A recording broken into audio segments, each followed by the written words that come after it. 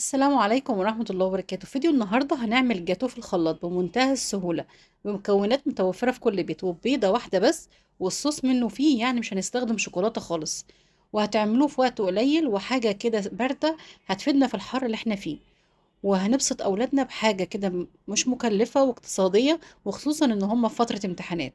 بس أهم حاجة متنسوش تحطوا اللايك وتشتركوا في القناة وتفعلوا زر الجرس عشان يوصلكم كل جديد اللي احنا بنقدمه. ويلا بينا نبدأ الفيديو ونسمي الله ونصلي على الرسول صلى الله عليه وسلم. وهستنى تعليق يعني حلو منكم كده على ايه رأيكم في الوصفة.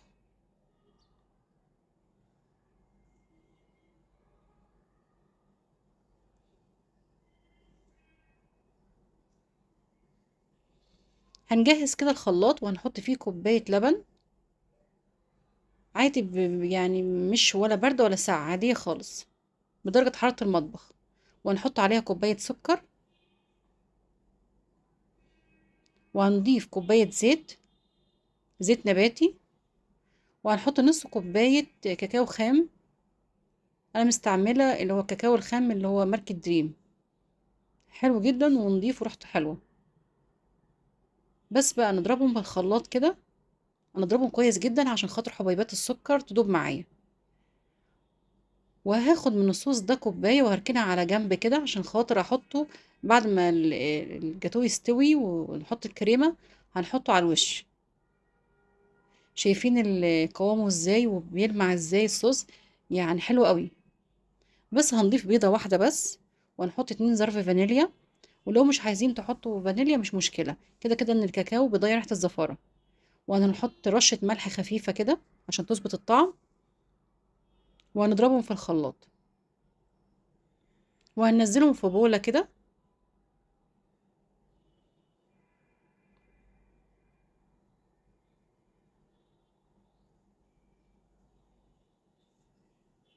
وهكون مجهزة كوباية دقيق بنفس الكوباية اللي استخدمت بيها كل المكونات، وأضيف عليها ظرف بيكنج باودر أو معلقة كبيرة بيكنج باودر، ونخلطهم كويس كده. وهقلبهم بمضرب يدوي عشان خاطر المكونات كلها تختلط مع بعض. وأتأكد إن مفيش حاجة في القاع كده بتاع البولة، يعني أخلط المكونات كلها كويس.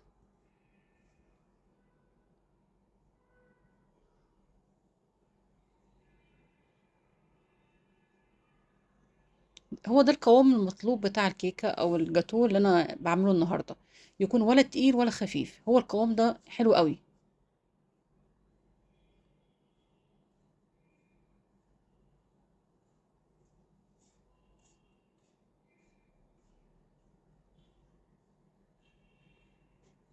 بس هجيب بايركس او صاج يعني بيخش الفرن وكده، وهدهنه بالزيت، وهعفره كده يعني تعفير الدقيق بسيط عشان خاطر ما يلزقش معايا. وهنزل كده بالعجينه او بقوام الكيكه.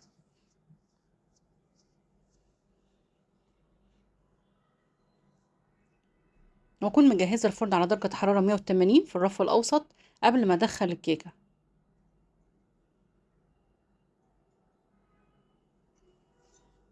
بس كده اخبطها كام خبطه كده عشان خاطر لو فيها فقاعات هواء تطلع معايا.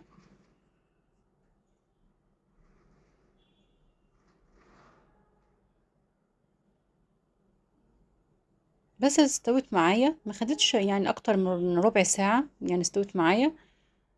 وتأكدي من السوا بتاعها، بان يعني الخلة تدخليها تطلع معاكي ايه نضيفة. اجهز بقى الكريمة، كوباية كريمة كده، بس ده كان يعني فيها سكر. لو انت جبتيها غير محلاة يعني زي الكريمة الخام وكده، ضيف عليها معلقتين سكر، بس ده كان فيها سكر جايباها من السوبر ماركت. بس ونزلت بكوباية مية مثلجة او لبن، بس احنا عشان خاطر بنعمل وصفة اقتصادية فانا هستخدم المية الساقعة بس واقعد اضرب فيها كده بالمضرب الكهربائي لغاية ما تبقى قوامها خفيف وحلو كده. ضفت عليها بس معلقتين من الصوص اللي انا عاملاه اللي يجنن ده، بجد حلو جدا وقوامه جميل جدا. عشان احنا في الحر فكان يعني ما كانش متجمد معايا، بس لو عملتيه في الشتاء هتحسي ان قوامه تقل معاكي. بس ابدا اخلط كده الكريمه بالصوص. شايفين لغايه ما وصلت ان هي، بص قوامها حلو قوي ازاي، قوامها تقيل معايا. بس لو عايزاها تبقى تطلع معاكي قوام الكيكه العاديه، يعني ما تشربوهاش لبن ولا حاجه. لو انت عايزاها قوامها يعني من جوه طري زي زي التورتات وكده، نص كوبايه لبن عادي بارد، وضيف عليه معلقه سكر، واذا كان شويه كاكاو خام اللي عندك، او شويه من الصوص اللي انت عاملاه. بس وشربيها كده لو انت بتحبي الكيكه طريه. اما انا مش بحبها طريه كده ويعني من جوه، فانا حبيتها قوام الكيكه العاديه، فانا ما شربتهاش خالص صوص. بس فانا قلت اقول لكم على المعلومه دي. بس بعد ما حطيت الكريمه كده وسبتها 10 دقايق في الفريزر، طلعتها تاني وضفت الصوص.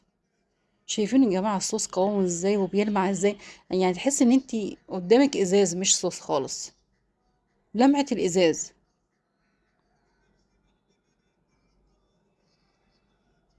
بس كده ابدا اظبطه بقى بالاسباتيولا او يمين وشمال كده لغايه لما يتفرد معايا.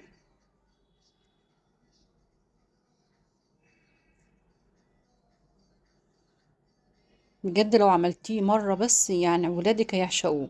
حاجة كده تحلية حلوة وباردة، يعني يعني تطلع من التلاجة ساعة، أحلى من الآيس كريم بكتير. ومش مكلفة خالص، يعني كوباية دقيق، كوباية سكر، كوباية زيت، كل ده موجود في كل بيت. وبيضة واحدة بس. زي ما انتوا شايفين طلعته من التلاجة ازاي، وقوامه حلو قوي. بس بتاع 10 دقايق في التلاجة كده يتماسك شوية، وبدأت أقطع فيه.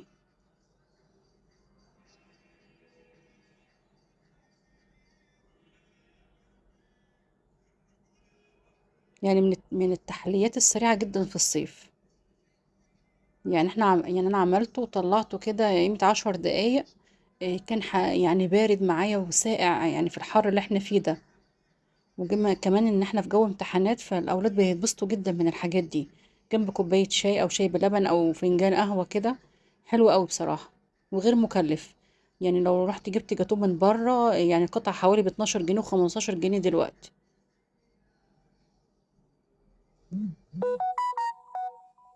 اما دي حاجة مش مكلفة خالص. بجد جربوه وهيعجبكم جدا.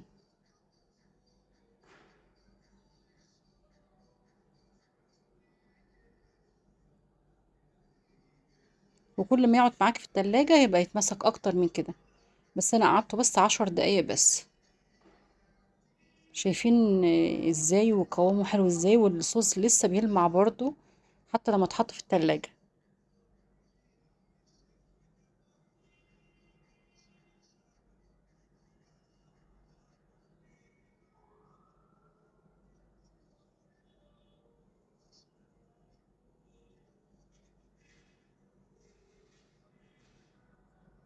بس اهم حاجة يا جماعة ما تنسوش اللايك يا جماعة، عشان انتم مقصرين معايا الفترة اللي فاتت في اللايك والاشتراك في القناة. ويا ريت نشير الفيديو لاصحابنا وحبايبنا كده، عشان كله يستفيد بالوصفة.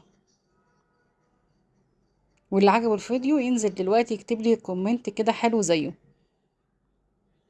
وكان عندي شوية يعني زي الفرماسيل كده، يعني للأولاد كنت بحاول أزين لهم كده كل قطعة بلون مختلف، فاتبسطوا جدا من الأشكال دي. بجد عايزين نبسط أولادنا بأي حاجة بسيطة، يعني مش لازم حاجة مكلفة. نبسط أولادنا بحاجة بسيطة جدا. السلام عليكم ورحمة الله وبركاته.